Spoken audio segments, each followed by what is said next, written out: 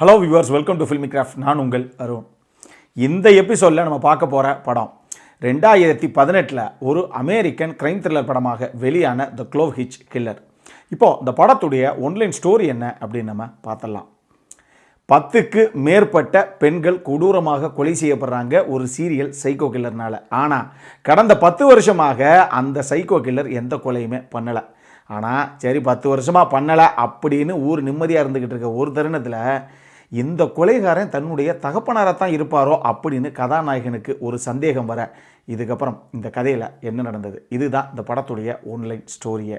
இப்போது இந்த படத்துடைய டீட்டெயில் ரிவ்யூக்கு போகலாம். முதல்ல அந்த படத்துடைய கதை என்ன அப்படின்னு நம்ம பார்த்துருவோம்.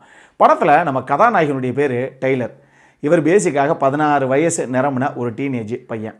இவருக்கு ஒரு அழகான குடும்பம், ஒரு அப்பா ஒரு அம்மா. அப்பாவை பொறுத்தளவுக்கு தங்கம்னா தங்கம், சொக்க தங்கங்க, இவரமா நல்லவர் யாரும் கிடையாது அப்படின்னு ஊர் ஃபுல்லாக இவருக்கு ஒரு பேர். பத்தாவதுக்கு ஒரு கம்யூனிட்டி லீடர் மாதிரி இருக்கார் இவர்.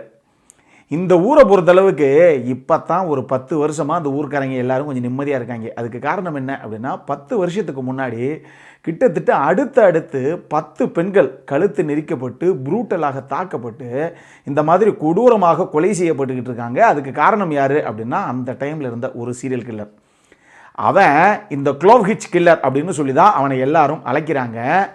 அவன் வரிசைக்கு கொலைகளை நிகழ்த்திக்கிட்டே போகிறான். ஆனால் திடீர்னு ஒரு தருணத்தில் அந்த கொலைகள் எல்லாம் நிற்கிது. எதனால் அவன் கொலை செய்கிறத நிறுத்தினான் அப்படிங்கிறதும் யாருக்கும் தெரியலை. ஆனால் இப்போ கடந்த 10 வருஷமாக அந்த ஊரில் இருக்கவங்க இப்போ தான் நிம்மதி பெருமூச்சே விடுறாங்க. அப்பா, அந்த சீரியல் கில்லருக்கு தான் ஆகிப்போச்சுப்பா, அதனால தான் கொலையெல்லாம் இப்போ நடக்கிறதில்ல, ஊரில் எல்லாரும் சந்தோஷமாக நிம்மதியாக இருக்காங்க, அவங்கவுங்க வாழ்க்கையை பார்த்துக்கிட்டு அப்படின்னு எல்லாரும் இருக்காங்க. இப்படி ஒரு தருணத்தில் நம்ம கதாநாயகன் அப்பாவுடைய கார் எடுத்துகிட்டு தன்னுடைய கேர்ள் ஃப்ரெண்டை கூட்டி டேட்டிங் போகிற மாதிரி வெளியே போகிறாரு. அப்போ இவங்களுக்குள்ள ரொமான்ஸ் ஜம்முன்னு ஃபார்ம் ஆகி கும்முன்னு வர்ற டைமில் திடீர்னு அந்த பொண்ணு அப்படி கையில் ஏதோ அந்த காரில் இருக்க ஒரு ஃபோட்டோவை எடுத்து பார்த்தா அதில் யாரோ கை கால்கள்லாம் கட்டி வைக்கப்பட்ட நிலைமையில், வாயிலெல்லாம் வந்து அந்த பிளாஸ்டர் போட்ட மாதிரி இருக்க நிலைமையில் ஒரு ஃபோட்டோ ஒன்று கிடைக்கிது அந்த பொண்ணுக்கு. அதை பார்த்த உடனே அந்த பொண்ணுக்கு அல்ல இல்லை, ஏய் யார் இது, என்ன இது, அப்போ நீ சேர்ந்து அந்த வேலையை பண்ணுறியா அப்படிங்கிற மாதிரி அந்த பொண்ணு கேட்க போக, ஏமா எனக்கு இதுக்கு சம்மந்தமே கிடையாதுமா, இது என் வண்டியே கிடையாது அப்படிங்கிறாரு படத்துடைய கதாநாயகன். இதிலேயே அந்த ரொமான்ஸ் அங்கேயே போயிடுது. இப்போ இந்த சம்பவம் நடந்ததுலேருந்து கதாநாயகனுக்கு ஒரு பெரிய டவுட் ஒன்று வருது. ஒருவேளை இது நம்ம அப்பா காரில் எப்படி இந்த ஃபோட்டோ வந்தது, அவருக்கும் இந்த கொலைகளுக்கும் என்ன சம்பந்தம் அப்படிங்கிற ஒரு சின்ன சந்தேகம் ஆரம்பிக்குது. அப்போ இருந்தே தன்னுடைய அப்பாவை அப்படி லைட்டாக நோட்டை விட்டுக்கிட்டே இருக்கிறாரு இவர். இது போக இவருடைய வீட்டுக்கு பின்னாடி ஒரு பெரிய ஷெட்டு, ஒரு சின்ன வீடு மாதிரி, அங்கே ஃபாரின்லாம் தனியாக இருக்கும் இல்லையா பின்னாடி யார்டில், அந்த மாதிரி ஒரு இடம் ஒன்று இருக்குது. அதில் வீட்டில் இருக்க அந்த பழைய பொருட்கள் அது இது தேவையில்லாத விஷயங்கள்லாம் தனியாக போட்டுருவாங்க அங்கெல்லாம் ஃபாரினில், அந்த மாதிரி வச்சுருக்காங்க. இப்படி சும்மா இருக்கிற ஒரு ஷெட்டு, பேருக்கு சும்மா அப்படி பாட்லாக்க பூட்டுற மாதிரி ஒரு இது இருந்தாலே போதும். ஆனால் அதுக்கு இவங்க அப்பா பூட்டுக்கிட்டெல்லாம் போட்டு பத்திரமாக வச்சுருக்காரு. இதுக்காக அப்படி ரகசியமாக பூட்டி வச்சுருக்காரு. யாரும் உள்ளேயும் அதிகமாக போனதில்லை, யாரையும் விட மாட்டேங்கிறாரு. உள்ளே என்ன தான் இருக்கும், ஒரு நாள் அவர் இந்த வீட்டில் இல்லாத டைமில் நம்ம உள்ளே போய் பார்த்துட்றோம் அப்படின்னு சொல்லி அப்பா இல்லாத ஒரு நாள் ஒரு தருணத்தில் நம்ம கதாநாயகன் அந்த பின்னர் இருக்க ஷெட்டுடைய பூட்டை திறந்து உள்ளே போகிறார். உள்ளே போனால் அங்கெல்லாம் உட்டன் ஃப்ளோரிங் தானே, ஒரு இடம் மட்டும் அப்படி திறக்கிறதுக்கு வசதியாக இருக்குது அந்த ஃப்ளோரிங்கு.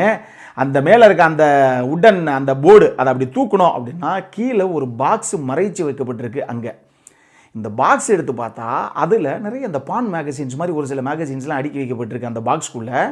இதுக்கு கீழே எல்லா மேகசின்ஸுக்கும் கீழே இன்னொரு ஃபோட்டோ நம்ம கதாநாயகனுக்கு கிடைக்கிது. அதில் இதே மாதிரி ஒரு லேடி கொடூரமாக தாக்கப்பட்டு கொலை செய்யப்பட்டு கிடக்கிறாங்க. அந்த லேடியை தான் ஃபோட்டோ எடுத்திருக்காங்க. அந்த ஃபோட்டோவில் தான் இருக்குது. இப்போ கதாநாயகனுக்கு அல்ல இல்லை, ஏற்கனவே இவருடைய காருக்குள்ளே தான் இந்த மாதிரி ஏற்கனவே ஒரு பொண்ணு இந்த மாதிரி கொடூரமாக அடித்து கட்டி வைக்கப்பட்ட மாதிரி ஒரு ஃபோட்டோ கிடைச்சிது. இப்போ ஒரு பொண்ணை கொடூரமாக கொலை செய்யப்பட்ட மாதிரி அந்த ஃபோட்டோவும் இவருடைய அந்த வீட்டுக்கு பின்னாடி இருக்க அந்த ஷெட்டுக்குள்ளே இருக்குது. அப்படிங்கிற காரணத்தினால நிச்சயமாக இவருக்கும் அந்த கொலைகளுக்கும் ஏதோ ஒரு சம்பந்தம் இருக்குது அப்படின்னு ஊர்ஜிதப்படுத்துகிறாரு நம்ம படத்துடைய கதாநாயகன்.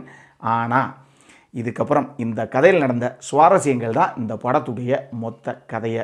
இந்த படத்தை பொறுத்தளவுக்கு எனக்கு ரொம்ப பிடிச்ச விஷயங்கள் என்ன அப்படின்னா, இந்த படத்துடைய திரைக்கதை தான். இந்த படம் பேசிக்காக ஒரு ஸ்லோ பேர்னிங் கிரைம் த்ரில்லர் படம் தான். அதை நான் கிளியராக இங்கேயே சொல்லிட்டேன். ஸோ கிரைம் த்ரில்லர்னு ஒன்று பரபரன்னு பஞ்சா பறக்கும் அப்படின்னு நினச்சி பார்க்குறவங்க இந்த படத்தை பார்க்காதீங்க. ஸ்லோ பர்னிங் த்ரில்லராக பட் நல்ல கதைக்களமாக சூப்பராக ஸ்க்ரீன் ப்ளே பண்ணப்பட்ட ஒரு படம் இது. அந்த மாதிரி ரசிகர்கள் மட்டும் இந்த படத்தை பார்த்து மகிழலாம். இந்த படத்துடைய கதையை பொறுத்தளவுக்கு டெனிஸ் ராடர் அப்படின்னு சொல்லி உண்மையாகவே ஒரு சீரியல் சைக்கோ கில்லர் அமெரிக்காவில் இருந்திருக்கான்.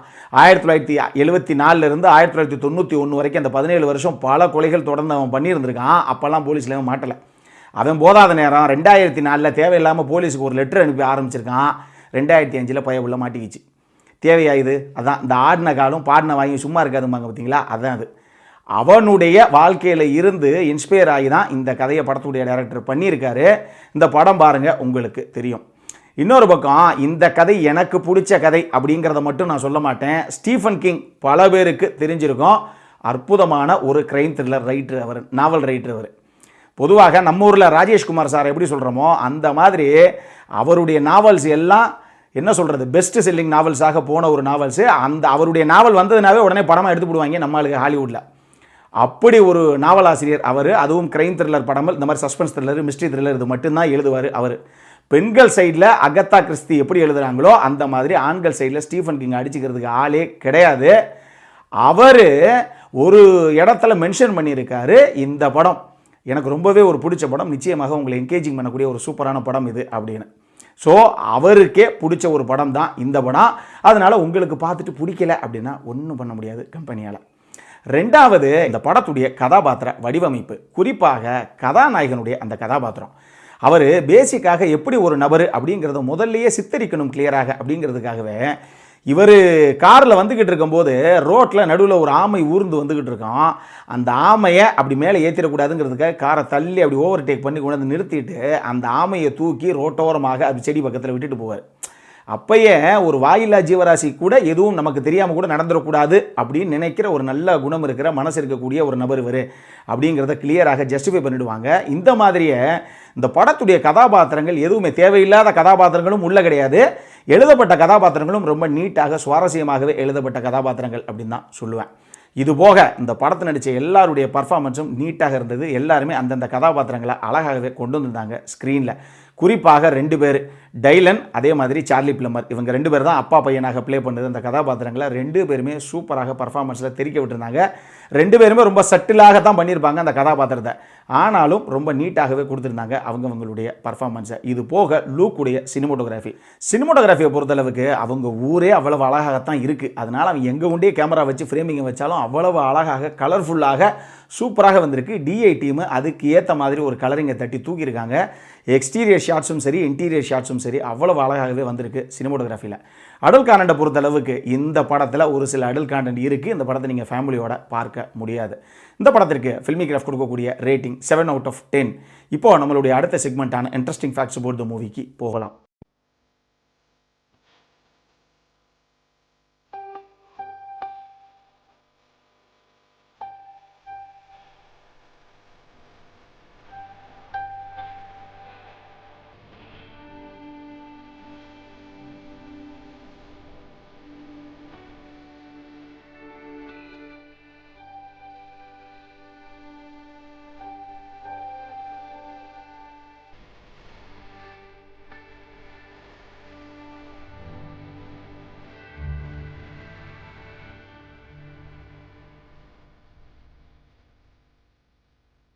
இந்த வீடியோ பிடிச்சிருந்ததுன்னா லைக் பண்ணுங்கள், ரொம்ப பிடிச்சிருந்ததுன்னா உங்கள் ஃப்ரெண்ட்ஸ் எல்லாத்துக்கும் ஷேர் பண்ணுங்கள். உங்களுடைய கருத்துக்கள் ஏதாவது இருந்தது அப்படின்னா கீழே இருக்க கமெண்ட் செக்ஷனில் எங்களுக்கு தெரிவிங்க. வீடியோவை க்ளோஸ் பண்ணுறதுக்கு முன்னாடி சப்ஸ்கிரைப் பண்ணுங்கள். சப்ஸ்கிரைப் பண்ணும்போது பக்கத்தில் இருக்க நோட்டிஃபிகேஷன் பெல் ஐக்கானையும் கிளிக் பண்ணுங்கள். அப்போ தான் எங்களுடைய வீடியோஸ் எல்லாம் உங்களை ஆன் டைம் வந்து சேரும். இதே மாதிரி இன்னொரு வீடியோவோட அடுத்த முறை உங்களை சந்திக்கிற வரைக்கும் it is Arun signing off. By.